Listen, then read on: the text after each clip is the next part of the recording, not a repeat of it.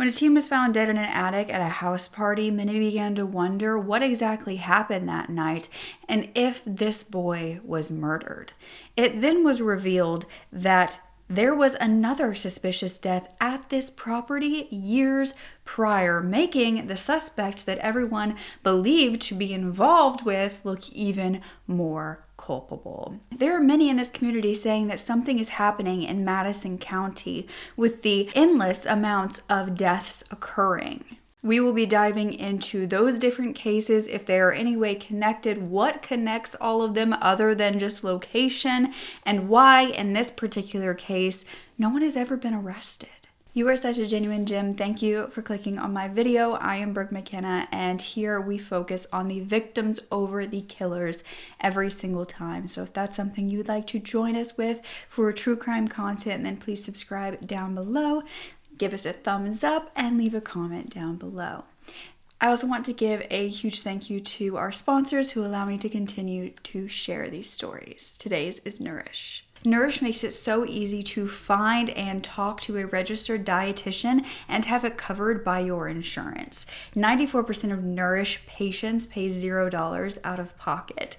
And I met with my dietitian over Zoom meetings. Her schedule was so easy to fit my appointments into. Nourish dietitians can help you with personalized nutrition therapy, and they specialize in a variety of different health conditions and concerns, whether that be weight management, gut health, women's health, etc. Now, there are so many questions about health, especially for women, and I feel like the internet gives very differing answers, and so it becomes difficult to find the truth. So it's very helpful to speak to an expert who I can also talk to about my personal history. I feel like my dietitian and I are slowly working through all of my gut issues together, and it's been so helpful because the Nourish app actually keeps logs where you can log your food and any symptoms that come afterwards. So you're getting that root cause of what's occurring. So don't just use Google to search when it comes to your health. Meet with a dietitian through my link and get your first appointment booked in under 5 minutes. So back in 2021, Derontae Martin was a 19-year-old boy who had just graduated high school. He was heading in the direction of his dreams, which was to play college football. He was known to be caring and supportive with this big, beautiful smile. He was the eldest brother of 6 siblings, and he grew up spending a lot of time with his grandmother. Now, he was said to be kind of this innocent soul. He would help anybody. He would ask if they could help homeless people, if homeless people could come and live with them. He would offer rides to anybody who needed it. He would feed those who were hungry, and he was even awarded by the local firefighters after he pulled his siblings to safety during a house fire. During high school, he had been going to this alternative school as a freshman due to his attendance records, but the assistant football coach actually decided that they wanted him to play on the football team. He was this huge guy, 6'2", 250 pounds, and so they began to work with him on getting his attendance and his grades up so he was able to go to regular school to play football. His cousin started playing with him too and would explain that football basically helped them to go through this high school experience because they didn't have much growing up. They didn't have it easy. So Derontae became the star on the field. He was fast, he could catch, he was a defensive lineman, and he had actually won a scholarship to Minnesota State. But he was struggling with his grades and SAT scores, and when he graduated in 2019, he did not yet get into the school that he was wanting to. So he began working at a local restaurant while working on his grades so that he could play college football. Meanwhile, he was living with his mom and his siblings, and they had moved into a bigger home in Ferguson, Missouri, where he had his own room for the very first time. During this time, a lot of his football friends that he had made had left for college, and so he was hanging out with some of the alternative school friends that were still in town or around the area. On the evening of Saturday, April 24th of 2021, he went to a birthday party at this rural home in Madison County, Missouri. This was the 1700 block of State Route Z in Fredericktown. This party was for another teen, Lainey Wade. However, the Madison County Police police would get a call in the early morning hours of Sunday, April 25th, and Deputy Nick Adams arrived at the scene around 3:13 a.m., which was about 12 minutes after the phone call came in. A male was reporting a self-inflicted gunshot wound, and when Deputy Adams got out of the car at the residence, a male was standing in the driveway waiting for him. The male told him that a black male in the attic had shot himself and that the homeowner was inside waiting. Deputy Adams went into this residence. He met with the owner, who was a man named James Wade, who actually went by Jimmy, and he was the birthday girl, Lainey Wade's father. So the deputy noted that this homeowner Jimmy was very shaky and he had red eyes, which were consistent with crying. So Jimmy would point the officer to the stairs, and they went up to the second floor, and as they entered this bedroom, Jimmy pointed to a door that led to an unfinished area. This was like an attic area, and the deputy had to step on rafters for footing because there was no floor. The deputy then saw a body of a black male between the rafters, and he was lying on his back. He was unmoving, he was silent, and a silver semi-automatic pistol was lying just below the victim's left hand with the muzzle towards his head. There was a pool of blood around his head, and in such a small town, the victim was quickly identified as Derontae Martin. Now, the 911 call was from Jimmy Wade, the homeowner, calling the police to state that there was apparently a guy who just shot himself. Other voices were heard in the background, as well as crying. Madison County 911, what's the address of your emergency? Yes, I need the cops and an ambulance. Yeah, apparently a guy just shot himself. So the guy just shot himself? Yeah. And is that where you are? Yeah.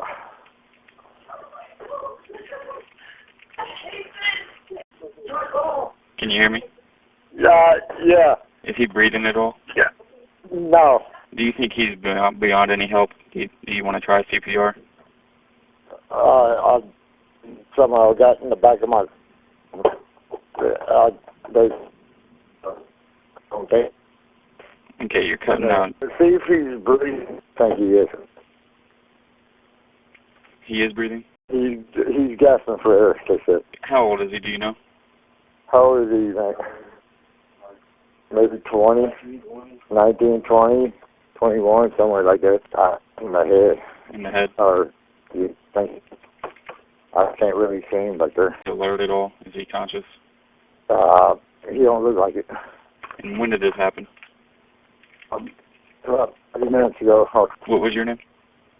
James Wade. And police had spoken with Jimmy after the body was found. Deputy reported that after showing him where the body was, Jimmy went back downstairs and laid on the couch and appeared to be heavily intoxicated.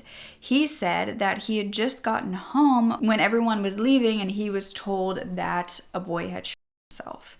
Jimmy said that he met Derontae once, and so the detective also questioned the man outside, 31-year-old William Gideon. He was also reported to be heavily intoxicated, but not to the level that Jimmy was. William said that the gun actually belonged to him, but was not registered to him.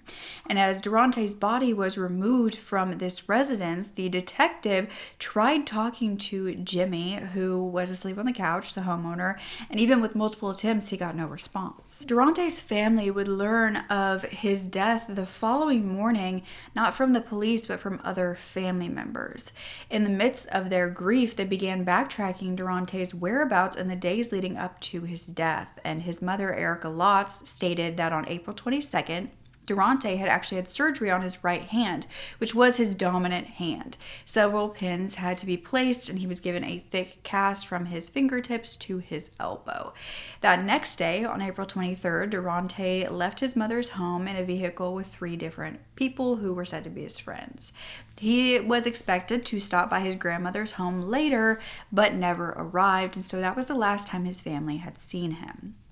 But on the 27th, so 2 days after Derontae was found dead, Erica, his mother, had still not heard anything from the police regarding her son.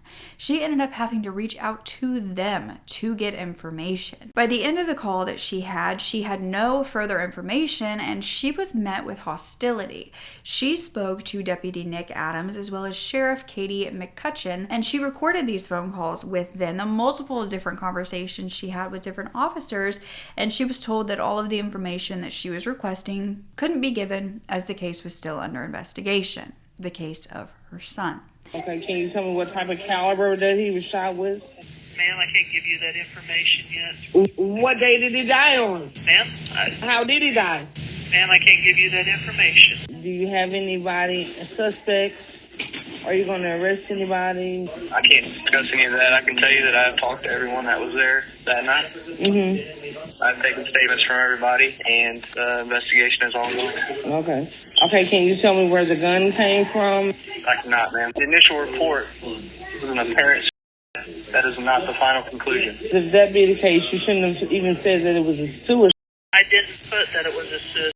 But that the preliminary evidence. What preliminary evidence? The evidence that we got at the scene, ma'am. And what was that? I can't give you that, ma'am. That's still under investigation. Then they refused to give this grieving mother anything further. It would be found that the same day of these phone calls, a local coroner was conducting an autopsy of Derontae and concluded that his death was a suicide. So on April 29th, the Madison County Sheriff's Office announced the results of the preliminary investigation, stating that Derontae died from a self-inflicted gunshot wound at the Fredericktown home. His mother never believed that this was the case. By May 11th, she actually hired Dr. Jane Turner, a former pathologist, to conduct a second autopsy. These results were released to the public, and Derontae was found to have a gunshot wound to his left temple with no soot or stippling present. There was also no exit wound. The liver was submitted for toxicology testing, which revealed the presence of amphetamine and methamphetamine. While Dr. Turner's determination of cause of death remained the same, gunshot wound to the head, the manner in which it was conducted was not suicide in her opinion. Her examination found no evidence of contact, close or intermediate gunshot entrance, and she said that it would have been 2 or 3 feet away, and it was what was called as a distant entrance. She said that a self-inflicted gunshot leaves an imprint of the muzzle of the gun on the skin, and if it's directly against the skin, but if it's held further away, there's still soot from the muzzle flash that would land on the skin.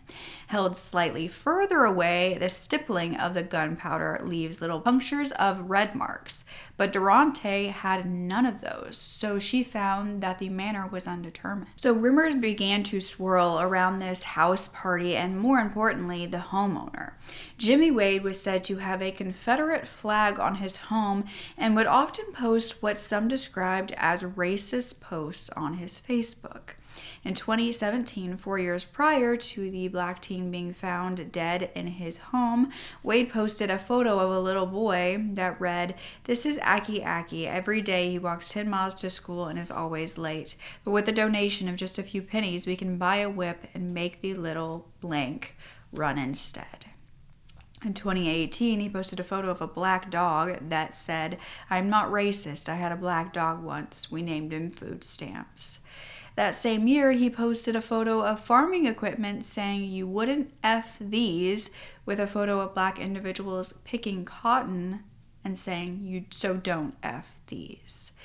In 2019, he then posted a picture of a black man with a chain around his neck saying, "A picture of my great-great-great-grandfather's tractor." So some in the community believed it wasn't a coincidence that Derontae, a young black man, was found dead in this alleged racist home. After the death, Jimmy Wade posted on Facebook, "To everyone talking shit about what happened, need to get their shit straight and the facts right so then they can shut the F up and stop with y'all's drama and get a life and kiss my ass. Thanks."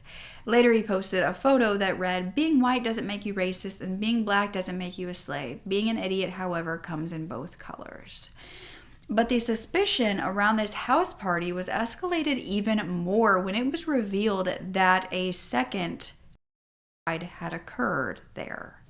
Jimmy Wade confirmed this himself in a Facebook message where this read, "Hey, stupid ass, it's only 2 suicides that have happened and I wasn't here for either of them." Yeah, so let's get into that. Jimmy had owned this house for the past 20 years, and 7 years prior to Derontae being found back in 2014, Jimmy Wade, had alleged that another man had taken his own life in his home. This was Halloween 2014 when Wade walked into the Madison County Sheriff's Department. He was pacing around, he was waving his arms about, his eyes were wide, and he said he needed to report a missing person. He then reported 20-year-old Nick Lowrey, who was involved with one of his daughters, Brooklyn Wade, before he'd gone missing. A deputy gave Wade this paperwork, and Wade took it home but never returned it to report him missing officially. Later in the day, his daughter Brooklyn came to the sheriff's office and said that Lowrey said that he could not take it anymore, and he had a gun that his grandfather had left him that only had 1 bullet for the gun. The gun also had no clip. Nick said that he was going to kill himself, according to Brooklyn, and he took the gun and walked into the woods. The next day, Lowrey's body was found in the woods on Wade's property with a gunshot wound to the head, and the coroner ruled it suicide. But Lowrey's father, a man named Matt, came to the Madison County Sheriff's Department and spoke with detectives about this investigation. The report stated that Matt stated that he had been informed by Nicholas Lowrey's half-brother Brian that in the past James Wade had made threatening statements toward his son. However, upon further questioning of Jimmy Wade and the coroner's ruling, deputies found no further cause to investigate. Now another young man was found dead on his property from a gun where he only had 1 bullet and no clip. At this point, Jimmy Wade decided to take an interview with the I-team at KSDK where he spoke of his innocence. He stated that his own daughter, Lainey, the birthday party girl, didn't know Derontae, but he showed up with a friend of hers. Jimmy stated he was out fishing all of that day and returned home about 30 minutes before the gunshot. He was on the first floor, Derontae was in the attic, and he said that his daughters and the other teens were also at the house when this occurred, but they then fled. And at this point, none of those teens had spoken out. I know I didn't do it. And I tried to help him, but nobody's talking about that. You know, they're just making up all this other stuff. I mean, they got me being everything from a racist serial killer to a big-time meth dealer. And, you know, I'm neither. He just shot himself. And I called 911 to try to help him. This was your kid. Then we wouldn't be having this discussion because it wouldn't be a race thing. Can you understand the family's position in this? I can understand how they feel. I'd be angry too if I was hearing 25 stories. I'm just not involved in it, and I wish the cops would hurry up and make that clear to people. So First Alert 4 began investigating this case and obtaining documents from the Missouri State Highway Patrol. And with this information, they began contacting the attendees of the party, but none responded. 15 people were believed to be at this home that evening. And with this information, there was also 9 taped witness interviews with the police. One witness claimed that they did not even consider it a party because there were so few people there. One witness stated that they had seen Derontae arrive at the Wade residence that afternoon on the 24th with a man named Zachary Graham in a vehicle driven by another person. Another witness told authorities that she arrived around 9 p.m. She said she told Derontae hello, but he did not respond, and she said it was clear that he wasn't himself. He kept looking all over the place, moving really fast, saying things like, I can't do this right now. And then Derontae ran up the stairs and she never saw him again. Another witness spoke with Derontae about an hour before he died, saying that he seemed off. He described Derontae as being paranoid and glued to a video of Wade's home security camera. Another witness said that he saw Derontae emerge briefly from the attic space before the fatal shot was fired, and the witness did not even know Derontae by name, just identified him as the black male who had a cast on his arm. Before his death, she said that Derontae entered a bedroom where she was sitting, and the witness asked him if he was okay, and he said, "I don't know." Derontae then left the bedroom where they were. He came back into the room at one point and asked, "Why did you do that? Why did you do it?" And when the witness asked why he would say that, Derontae allegedly responded, "Why did you set me up?" The witness told him that no one set him up and to calm down, and he then returned to the attic space, and she actually heard him fall through the floor because, of course, there was no flooring and the ceiling was sheetrock as the space was unfinished. That witness did not ever see Derontae with a gun. There had been talk on social media that accused Derontae of talking to the police regarding a shooting in February, so a few months prior, that led to an arrest, and that possibly that is what Derontae was referring to about being set up. However, investigators in the report said that the witness had nothing other than their opinion to support that. It was said almost all of the witnesses left the scene after hearing the gunshot, so when Deputy Adams arrived at the scene, only the two people were present, Jimmy Wade and William Gideon, who also went by Cody. So at this point, the only witnesses publicly named at this house party were homeowner Jimmy Wade, his daughter Lainey, a boy named Zachary Graham, who Derontae had shown up to this party with, the man in the driveway that spoke to police, William Cody Gideon, and that was it.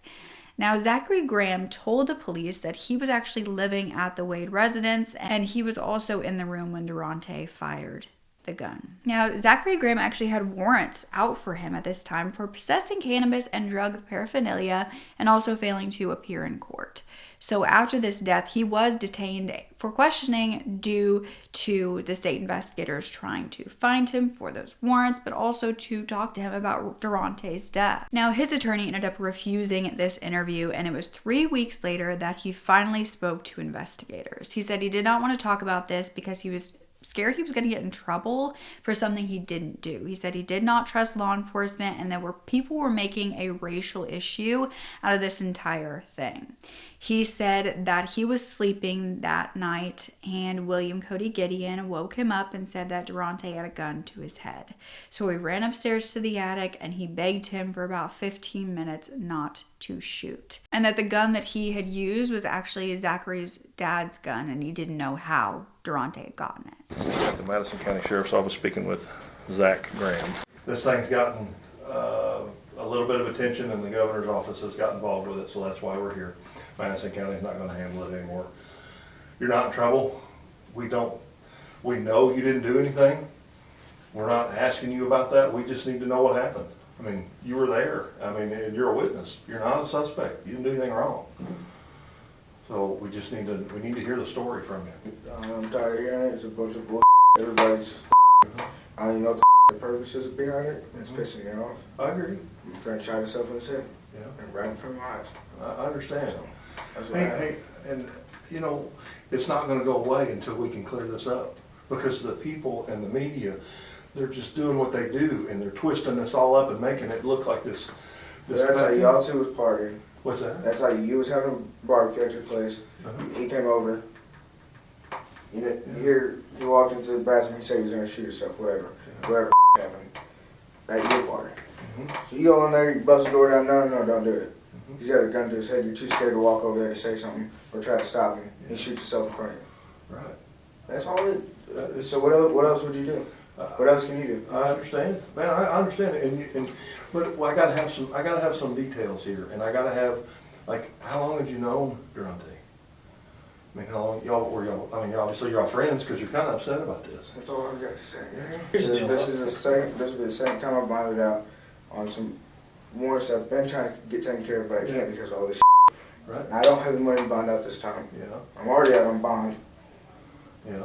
I haven't even been paying my lawyer all the money for literally all this for no reason. I'm spending all this money for no reason. I'm trying to get back to my feet. Right. And I can't do it because all this. I let alone do it with my friend. You I couldn't even go to his funeral.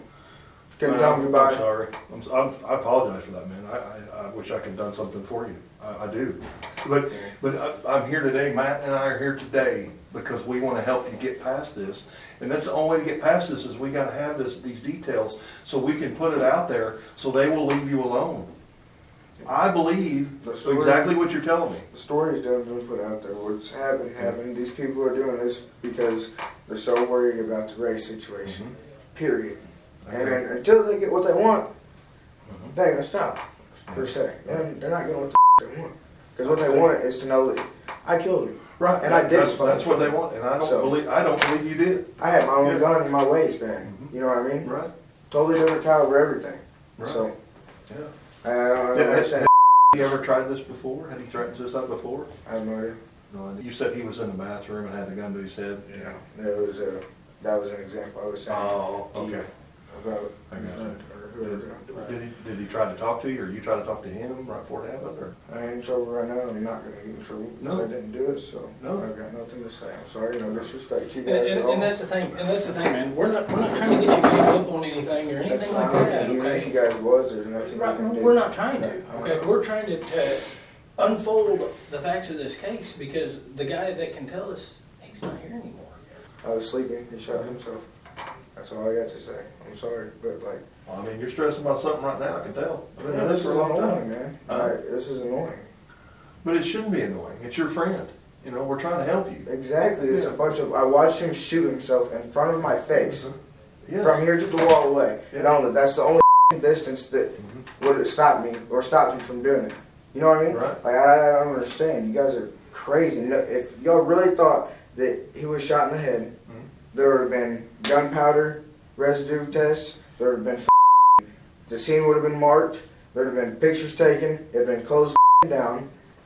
Literally, everybody knows what happened. Everybody knows what happened from the get-go until one person came up and said, "Oh, well, maybe this is what happened because I mean, y'all already know what." I think you've received some bad information. I have not. Yep. You guys have. Because I just went out and took photographs because we have blood spatter experts going to look at the photographs and look at the blood pattern. Right. I've seen the photographs. We weren't called the night that it happened, so therefore I can't see the original scene as is. Exactly. You left before anybody got there, law enforcement, to interview you, so nobody has got to talk to you. And then when they did talk to you, you wanted an attorney. I didn't shoot him. You guys realize that. And hopefully 6 months from now, I guess that's how long it's going to take. I don't know. You guys are going to realize, holy we wasted all this time for no reason. No, it's not wasting time. We're doing our job and we do a thorough job. And Cody walked over to my house, woke me up. I fell asleep. Said, "Hey, Derontae's got a gun to his head." I just rubbed my eyes. I said, "Dude, what?" And at that time, we're already walking over to the house. I jumped up real quick. And he stopped me at the door. He said, "Just in case you didn't hear me," he said, "your friend Derontae has a gun to his head in Jimmy's closet." Didn't say another word to him. I took off running upstairs, opened the door, pointed my flashlight at him, and he's standing with open eyes. 15 minutes, I tried talking to him, probably somewhere in there. I don't know. Begging, crying on my knees. Somebody, please call somebody. I don't know who to talk to about it. And then he shot himself. That is all that happened. was he standing up when he shot himself? Was No. he sitting down? Was he laying down? And did he say anything to you when you were talking to him? Not a word. He didn't say He nothing. just stared at you? Blank eyes. That's it. Was he standing up? Was he sitting down? Was he laying down? Just tell me. Yeah, he was laying down. Okay. Does that help you guys anymore? On his back? On his... Yeah, on his back. Okay. And he shot himself with the left hand. Okay. Yeah. Okay, if I would have killed him, yeah, I'd be in trouble. So you guys don't know, vice versa. You know what I mean? Start talking to him. Derontae, what the hell are you doing? Are you okay? Did they do something to you? Talking about Cody and Jimmy. Because I don't even know them that well. Right. He's still staring at me. Staring at me the whole time. All he does is sit, he's deep breathing, looking at the gun, looking at me. So now I'm sitting here thinking, what the f*** is going on? I'm not going to rush towards him. I don't want him to shoot me. Right. I can't get across these rafters fast enough to save him anyway. So I'm going to sit here and talk to him. You know, maybe he's just I don't even know. Like, he didn't even drink that night, so I couldn't tell you. He pulls the gun away from his head and wanted to know, Derontae, what are you doing? You know, can I come wrap my arms around you, talk to you, at least give me a hug? I'm not trying to, you know what I mean? And he takes it off safety. And literally, the second he takes it off safety, he points it right back at him and shoots himself in the head. Yeah. So that whole time, you know what I mean? That's the hardest part for me to do. Absolutely. I agree with you. I could have saved him the whole time. I could have just been lying to you, you know what I mean? I wasn't. I'm not trying to alter the decision of what you guys make because I don't give a f***. You guys want to pin me for you know what I mean, a homicide, and 5 years later it could come out, and it may never. But I'm telling you, I know exactly what happened. So when William Cody Gideon was questioned, he said that he was staying with the Wades as well, just like Zachary Graham. And he said that he had only previously met Derontae once or twice. They got along pretty well. But that night he had given Derontae the gun because Derontae was experiencing a drug-induced psychosis and wanted to feel safe. He said that it was his gun, William Gideon's gun, and that he had traded with Zachary about a month prior. But that's not what Zachary had said. William said that after he gave Derontae the gun, he went outside, and a little bit later, Jimmy Wade came and told him that Derontae had this gun to his head. And after William Gideon went up and tried to talk him out of it, he then went down to get Zachary. There was a party out there. Right. Birthday party that you were there for? Okay. Whose birthday was it? It was Lane. Laney. And like I said, He wasn't there for the party, really. He wasn't. Who wasn't? John Trey or whatever. Okay. He was there with Zach. Him with Zach. Well, he said he felt, unsafe. Well, you feel unsafe. There's a gun sitting right here on my little camp thing or stool thing. I said, has one bullet. Can't, you just give one bullet. If you feel protected, there you are. And then Was that your gun or whose gun? Okay. Did you buy it from somebody? No, I ended up with it. You just like on a trade or something? Yeah. Is that what it was? How long have you owned it? A while. A month. So you guys were upstairs, okay, hanging out up there? Yeah. How many people were up there when he was having the unsafe feelings? Or just me and him. It was just you two? Me and him up there, And that's the only reason I said, hey, here's, for safety, I didn't think of him doing anything stupid. Right. For real. Right. Did you hear the shot? Yeah. Okay. So was Zach the only person in there when it happened? Mm-hmm. You were in Jimmy's room? No, I was in my room. You were in your room, they were in Jimmy's room? Yeah. Where it happened. Was Jimmy in there? Mm-mm. No, Jimmy but was just downstairs. It was just went downstairs? It was just him and Zach up there. He said some other guy was after him or something other. So that night when he had that gun, he was worried about something. Whenever he got the gun, every time I tried to talk to him, hey, come and talk, speak, say something. Yeah. He wouldn't say a word. Do you have any reasons to think that there's something else happened there? No, I don't at all. I really don't. But although it was public consensus that Jimmy Wade had something to do with this, none of the 15 witnesses said anything about Jimmy Wade's involvement in Derontae's death. However, they did all have differing statements from Jimmy. You see, Jimmy had told the coroner that he wasn't even home when the shot rang out, but witnesses claimed that he was downstairs inside of the home. Witnesses also heard Zachary Graham yelling no at the time of the gunshot and then fleeing the scene. One witness said that Jimmy Wade heard the shot and told everyone to leave. But there was another man who had not been at this house but had spoken to Jimmy Wade after the death. Philip Lawyer had told police that Wade had bragged to him in the Walmart parking lot about killing Derontae. This was around May 12th or 13th of 2021, so a few weeks after the death. He said that Wade approached him and asked him what he was doing that evening and if he wanted to go out to his home and kill some blanks. Philip said no and told Wade that there were rumors that he was responsible for Derontae's death and asked him if it was true. Wade allegedly said, "Damn right I did," and then described the way to get away with murder via wearing gloves and face coverings. And so Philip said that he was telling the police all of this because he was trying to help a family member out of a jam and feared for his safety if Wade was responsible for Derontae's death. And what I assumed when I heard this was that one of Philip's relatives was living with Wade because the Wade residence seemed to be a place where people were just hanging out, living for periods of time. But that's kind of unknown. Shortly after Philip had gone to the police with these allegations against Wade, he was forced to move towns. And Jimmy Wade was then questioned by the Missouri State Highway Patrol, where he admitted to having a conversation with Philip and that he might have used racial slurs, but he didn't know exactly what he said. By June of 2021, Jimmy Wade agreed to take a polygraph test, and he admitted that he arrived 30 minutes before the gunshot. When asked if he shot Derontae, he replied no, and was found to not be deceptive. I don't really have any reason to lie about anything that's going on. What are your thoughts or feelings about this incident? I just wish it would have never happened, and my regrets really go to the family. You know, I'm sorry that it happened, and I wish I could really change everything, but I got home, sat downstairs, talked to a few people, heard the bang, which at the time sounded like the gunshot, and then I heard somebody scream, he shot himself, called 911. Do you know this young man's name? Demontre. If somebody did this, do you think they had a reason to do it? I can't think of any reason why they would do it, but I hope they didn't do it just for fun or anything, especially at my house. When you said you didn't do this, were you telling me the truth? Yes, sir. Derontae's mother had a knock on her door a few days after his death, where one of the teens who had picked him up from his mother's home that day handed her Derontae's cell phone. While looking through it, she found all of his contacts and texts were gone, like it was factory wiped.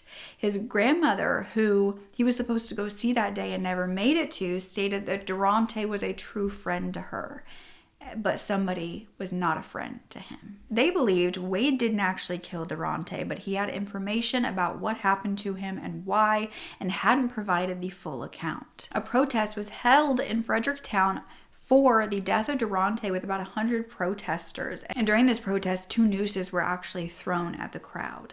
His mother said, "I would like for the federal government to take over this case or somebody higher power because they don't seem equipped.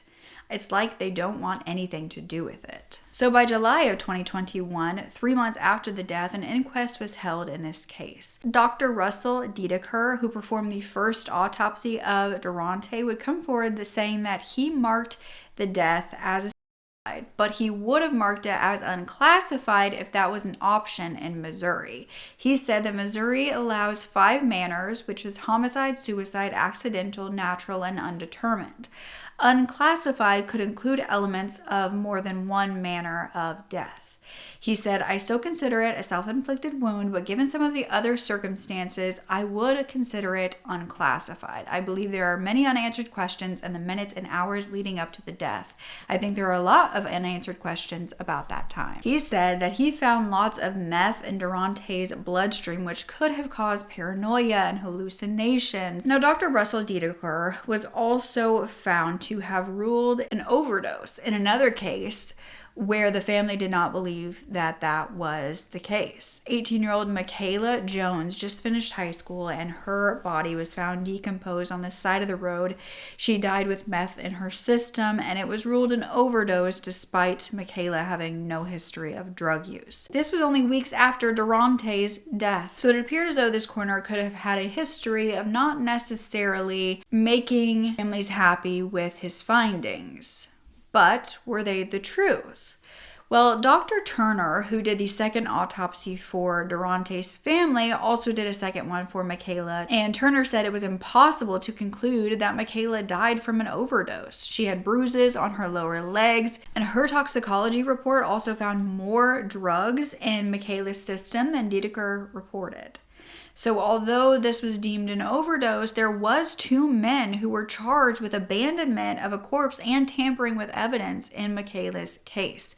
They told the police that they were sleeping in a bed with MiKayla. They woke up, she was deceased, so they wrapped her body in a blanket, put her in the trunk, and went and dumped her body. So with Dr. Turner finding in both of these cases that she did not necessarily agree with Dr. Dedeker's findings, there are no findings on my examination of a contact gunshot wound. You'll see an outline of the muzzle of the gun, an imprint of the muzzle of the gun on the skin.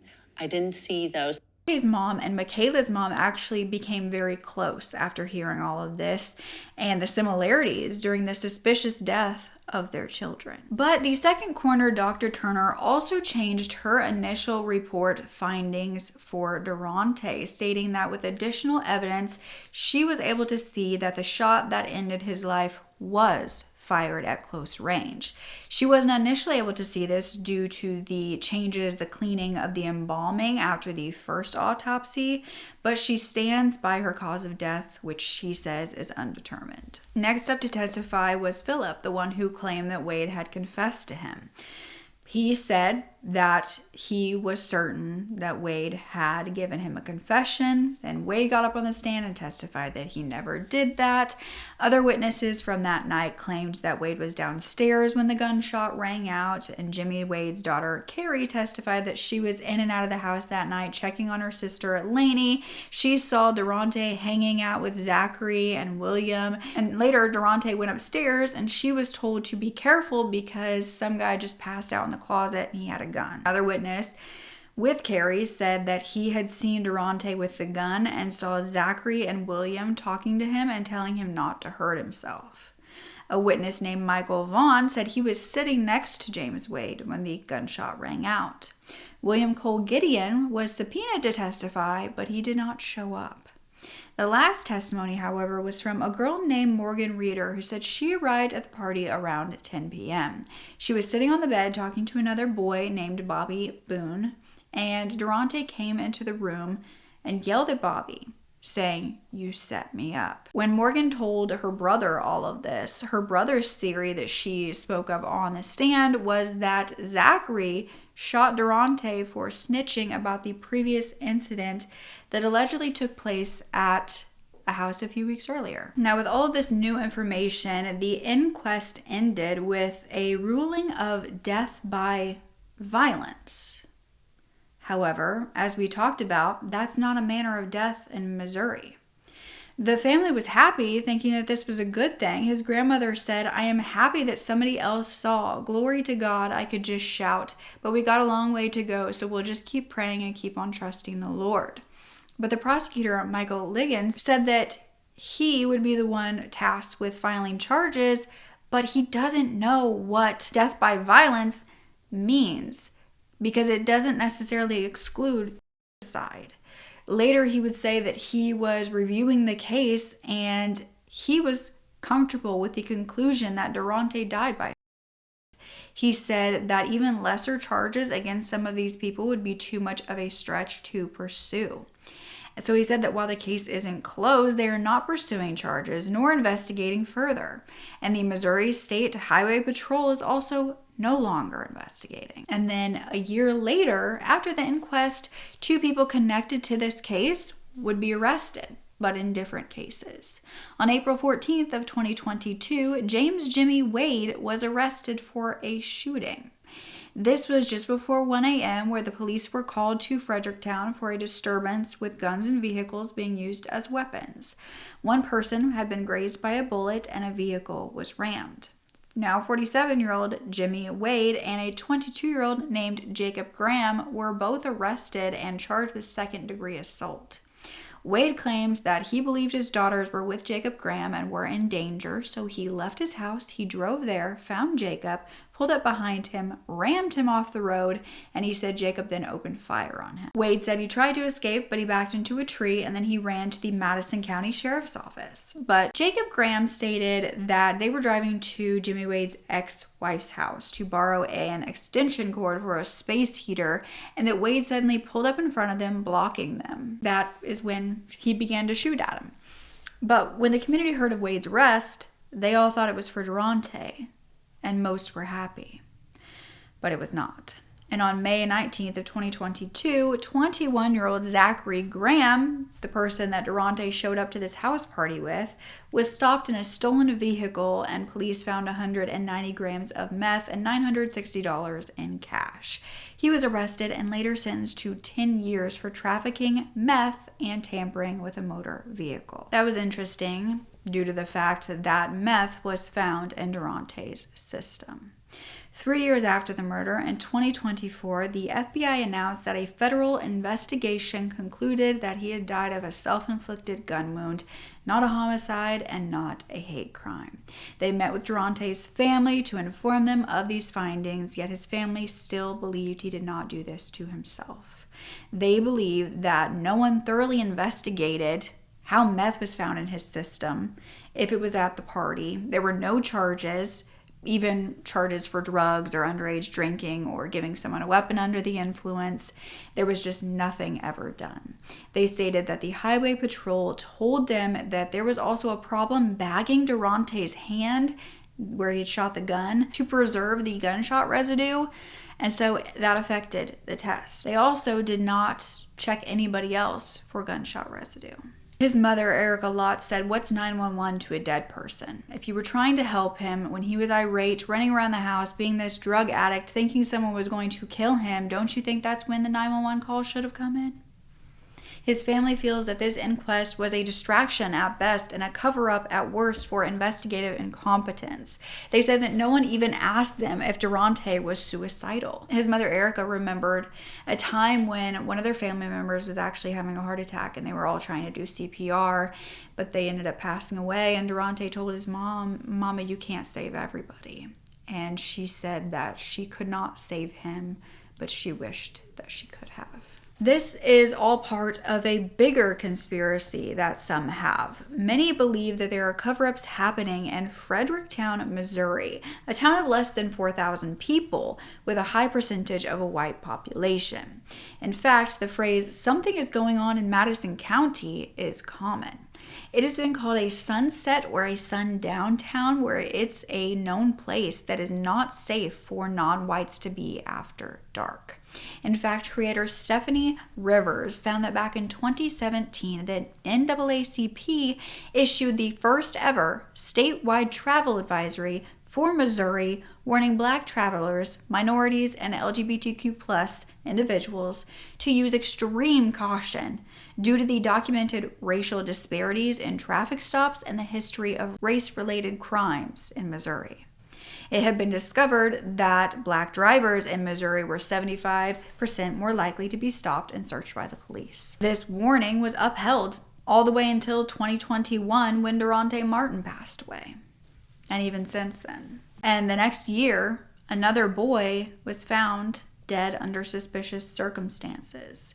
A 911 call had come in on February 28th of 2022, almost exactly a year after Derontae's death, and Madison County, Fredericktown, Missouri police were called at 4:40 in the morning. 26-year-old Timmy Dees, or his cell phone, called this operator and said, "Someone is chasing me." Now, the call ended, and the officer showed up about 8 minutes later, and Timmy was nowhere to be found. The officer reported that he had gone to this house, and there was a male there who was Timmy's friend, and then 2 other men who said that Timmy left a short time earlier. No search of Timmy occurred at this residence at that time, but the arrest of his friend did, because he had a warrant out for unrelated issues. Now, this friend is not named, but Timmy's mom, Barbara, didn't know about this 911 call, and she began to get nervous because she had not heard from Timmy for a few days. She stated that Timmy had gone to Fredericktown with a friend on the 25th because that's where they used to live. Timmy was excited to have this trip because he had been struggling for quite some time due to his older brother's overdose. This was back in June of 2021. And Timmy had even gotten a tattoo of a pizza roll and a ranch dressing bottle, which was his brother's favorite food. He planned on naming his future son Michael, and so he was just grieving the loss of his brother, and he needed a change of scenery, so he was so grateful for this distraction. You see, Timmy had moved to St. Louis after high school. He would set up stages for concerts, and this was perfect for him. His passion was music. He was moving up in the career to live event production, and he was saving to buy a house. Ultimately, he wanted a family. His mom would talk to him on the phone every single day and knew that he was still going through it months later after his brother's death. And he had wished he had stepped in with his brother and done something more to help him with his mental health. But Timmy told her that he was leaving on Friday the 25th, and so she didn't worry when he didn't call her all that weekend. But when he didn't call on Monday, she got a bit nervous. He would have been going back to work at that time. She called him. He hadn't set up a voicemail. He didn't answer. The text then stopped going through, and by Tuesday, she knew something was wrong, and she got a call from the friend who had been with Timmy, and he was in jail, so they video conferenced. He told her that he didn't know where Timmy was, but he was going to do everything that he could do to look for him. He said, "I'm worried, Barb. I love you. I love him. I don't want you to think I do anything to hurt him." The next day, she reported him missing. Madison County Sheriff's Department were able to find CCTV from the morning that Timmy vanished. This was about 1 a.m., 3 hours before the 911 call. Timmy was seen at this gas station in Fredericktown. He was seen withdrawing about $160 out of the ATM, and around 1:30 a.m., he was playing slot machines. But as far as the 911 call, the Madison County operators actually did not have a recording of this because the equipment had gone down in December and they couldn't get a new one until March. But it was discovered that this operator did not stay on the phone with Timmy until the police arrived, which is standard procedure. It wasn't known if this call from Timmy's phone was actually even him on the other side of the line. So Barbara went to Fredericktown. She plastered photos all over town. She and her boyfriend set up chairs in front of the courthouse to pass out flyers, to advertise the $10,000 reward. She was organizing searches and continued looking for Timmy every single day for 3 months, all without the police department's help. They brought in search dogs, which alerted to storage units across the road from where the 911 call came in. The dog alerted to 2 units. One was searched, but the police would not allow them to open the other, even with the owner's permission. Barbara was told it belonged to a high school resource officer. At this point, she believed that her son was no longer alive. She said, "I carried each of my sons for 9 months, but I lost them both in 8. Barbara found that Timmy's debit card records showed activity 4 hours after the 911 call. Timmy's card at least was tried 3 times. Barbara felt like Madison County Sheriff's Office dragged their feet during the investigation, particularly Sheriff Katie McCutcheon, the same sheriff in Derontae's case. Barbara said she couldn't get the sheriff to do anything for her, and this caused outrage in the community, which spread to the media and online users. And the sheriff was stating that she was getting an avalanche of threats and harassment directed towards her and her deputies, and they had to actually delete the police department's Facebook page. She said, "I'm hiding absolutely nothing. We're not covering up anything. All the Facebook warriors are getting on Facebook saying how we've got all of these suspicious deaths in the county. Yes, people come here. They shoot themselves. They die. I can tell you that every death we have, if it's something suspicious, we call the highway patrol. They have even more experience. They have more education. They deal with murders every day. We deal with a murder every 3 or 4 or 5 or 6 years." But 5 months later, after the police did not search, Timmy's body was found 184 yards from the house where he called 911. These were skeletal remains, and he was found with some strange things in his pocket, like a yellow device, which some people said could have been a tracking device. Others said it kind of looked like a fob where you would use to get in somewhere. But Barbara said that she had never seen it before. It wasn't his. His wallet and his debit card were also found in his pants pocket, and one of his teeth was missing, as well as the permanent retainer on the back of his teeth. His cause of death was undetermined. Now, it was also later found that a month after Timmy went missing, someone logged onto his Facebook page and it shows a check-in in Fredericktown. A private detective ended up telling his mother that they had found that there were 2 other men at this home when 911 was called, and one had a very long criminal record, including charges for manufacturing meth. Another case where meth was involved. His family has created a petition to insist on reopening the case, and I will have that below for you. These are too many suspicious deaths in one county with no answer, all surrounding drug use. Is this possibly something in the actual manufacturing of the meth? Is this something that just has to do with the violence that can surround that? Can any of these be connected? And why have none of them gotten justice. As far as Derontae Martin's death, Project Campaign Zero has actually launched a Justice for Derontae campaign, and they have 10 questions that they want answered, and I love these questions, so I'm going to read them to you real quick. Why didn't the sheriff's office call Derontae's family to notify them of his death?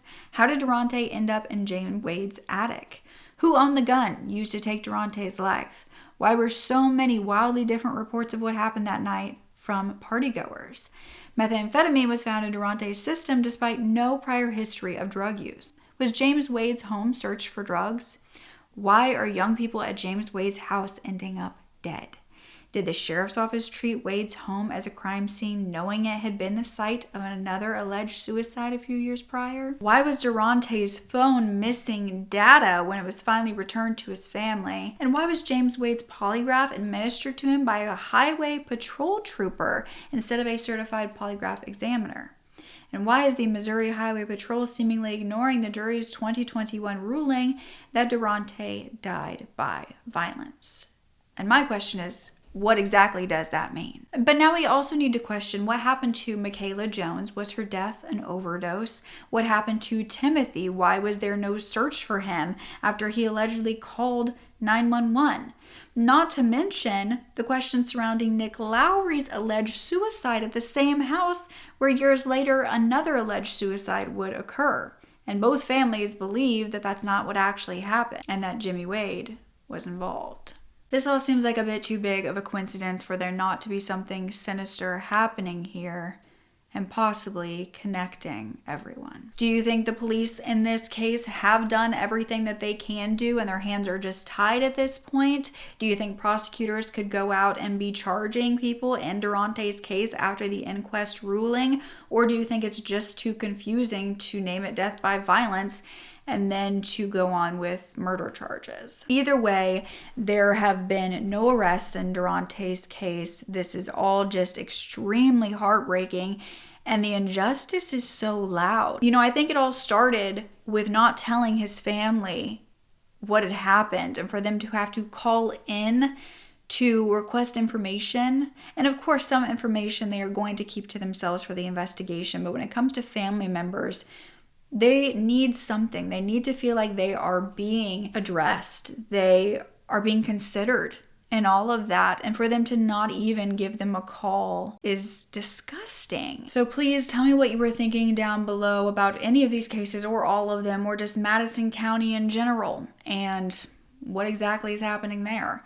Because I just kept diving further and further into these cases and nothing was making sense. But I really appreciate you being here. If you want to subscribe, if you haven't already, I would love to have you be a part of our family. And I will have a playlist linked down below if you want to binge watch some videos. If you want to, I upload every single Sunday, and if you want to make sure you never miss an upload, you can sign up for the newsletter where I can personally send you my videos. And don't forget to speak up. Your voice is powerful enough, and I love you to absolute pieces. And don't forget to sign up for Nourish and get real help with your health. All right, bye.